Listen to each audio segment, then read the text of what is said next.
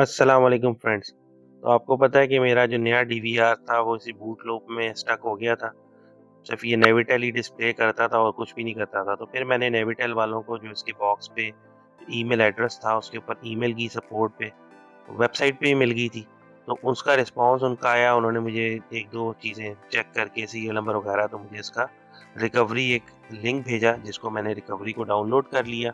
और दूसरा जो उन्होंने मुझे पेज वही भेजा जो अपडेट के लिए मैं जिस पेज पे गया था, जो मेरा डीवीआर का सॉफ्टवेयर भी कहता था कि अपडेटेड डैश कैम, वो लेटेस्ट जो फर्मवेयर था वो। तो फर्मवेयर वैसे मैं ऑलरेडी डाउनलोड कर चुका था, लेकिन मैं आपको दिखाने के लिए कि जो वहाँ पे क्या करना होता है, इसी तरह ये डिवाइस का मॉडल सेलेक्ट करना होता है और अपने फर्मवेयर का सीरियल नंबर डालना पड़ता है। जैसे ही आप ये 2 चीज़ें इनपुट करते हैं तो इसमें ये आपको 2 फाइल नज़र आती हैं। एक जो है डाउनलोड फर्मवेयर है जो .bin फाइल है और दूसरी इंस्ट्रक्शन का पेज है इसका। तो पहले भी मैंने ये इंस्ट्रक्शंस तमाम फॉलो की थी कि मेमोरी कार्ड को पहले फॉर्मेट किया था डीवीआर के अंदर लगे हुए, उसके अंदर कॉपी करके एसडी कार्ड बिन ये एसडी बिन जो फाइल है ये उसके अंदर कॉपी की थी। ये अभी जो रिकवरी वाली है ये नहीं, जो .bin फाइल सिंपल है वो। अब मैंने इसलिए डेस्कटॉप के ऊपर एक फ़ाइल बना ली है फ़ोल्डर, और ताकि ज़रा आइसोलेट कर लूँ उसमें से। उसमें ये होता है, इसमें ख़ास तौर पे इंस्ट्रक्शन थी कि जो डीवीआर जो एसडी अपडेट .bin फाइल है ना, एसडी कार्ड डीवी .bin है, उसका कोई रीनेम ना हो। .1 या 1 जो है, जब हम मल्टीपल कॉपीज़ डाउनलोड करते हैं तो जो आ जाता है, वो नहीं होना चाहिए, सिंपल उसका नेम हो। इंस्ट्रक्शंस में वहाँ लिखा हुआ है ये। तो इसके बाद जब मैंने ये जो रिकवरी वाला जो है इसको भी अनज़िप किया तो इसमें से भी एक और बिन फाइल निकल आई, जो इसका रिकवरी सॉफ्टवेयर है जो डीवीआर का। वो आपको पता चलेगा अभी जब मैं आगे वीडियो में जाऊँगा तो वो देखेंगे किस तरीके से चलता है। तो इसको मैंने क्या किया कि डीवीआर का जो मेमोरी कार्ड मैं इस्तेमाल कर रहा था उसे एक कार्ड रीडर में लगा के मैंने कॉपी की है और उसे उसके अंदर डायरेक्टली कॉपी कर दी है।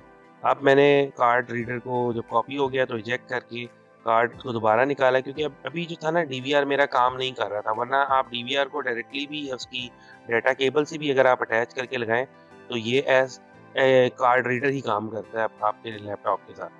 तो इसका जो मेमोरी कार्ड होता है ये ज़रा इतनी आसानी से अगर नेल्स बड़े ना हो तो नहीं जाता, कोई भी फिर पॉइंटेड चीज़ से आप इसको इंसर्ट कर सकते हैं।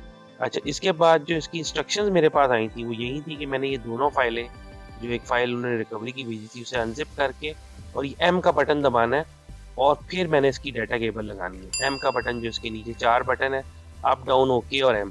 तो एम का बटन दबा के मैंने केबल लगानी है और एम का बटन प्रेस किए हुए ही मैंने पावर का बटन दबाना है। तो अब आप ये देखें कि ये एक नया मेथड सा आया और ये रिकवरी का नेविटेल का इसने ऑप्शन दिया और उसके बाद अब ये दोबारा रीड भी फाइल करेगा और उसी तरह दोबारा राइट फाइल करेगा।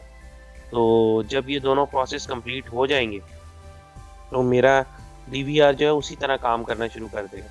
एक बात ये हुई थी कि जब ये लूप में स्टक हो जाता है तो इसके अंदर ही एक जो है ना रीसेट का पॉइंट है, उससे आप इसको ऑफ कर सकते हैं। वो प्रेस करें तो ये ऑफ हो जाता है। लेकिन अगर ये आप पावर का बटन ऑन कर दें तो ये तब तक ऑन रहता है जब तक बैटरी ड्रेन ना हो जाए। यानी अगर गाड़ी में जिस तरह मैं लगा के यूज़ कर रहा था, तो मैं जब इसको गाड़ी में लगा छोड़ देता था तो फिर ये जब इसकी बैटरी खत्म होती थी तभी ये इस लोगो से ऑफ होता था। तो अब आप ये देख रहे हैं कि नेविटेल का लोगो आने के बाद ये ऑफ हो गया और दोबारा मुझे इसकी जो है ना डाटा केबल लगा के इसको ऑन इसलिए करना पड़ेगा क्योंकि इसके अंदर बैटरी कोई नहीं है। तो अब जब मैं इसको पावर से ऑन करूँगा तो अब ये जो ऑप्शन इस वक़्त इसलिए दे रहा है क्योंकि ये कंप्यूटर के साथ कनेक्ट है। आप इसे मैश स्टोरेज के तौर पे भी कनेक्ट कर सकते हैं, कार्ड रीडर डाटा कॉपी करने के लिए, और रिकॉर्ड का ऑप्शन भी ये दे रहा है। तो मैंने इसका रिकॉर्ड का ऑप्शन कर लिया तो देखें ये अब काम करना शुरू कर दिया। तो मेरा डीवीआर जो है वो रिकवर हो गया। तो मिलते हैं फिर किसी और वीडियो के साथ, और तब तक के लिए अपना बहुत सारा ख़्याल रखिएगा, मुझे अपनी दुआओं में याद रखिएगा। अल्लाह हाफ़िज़।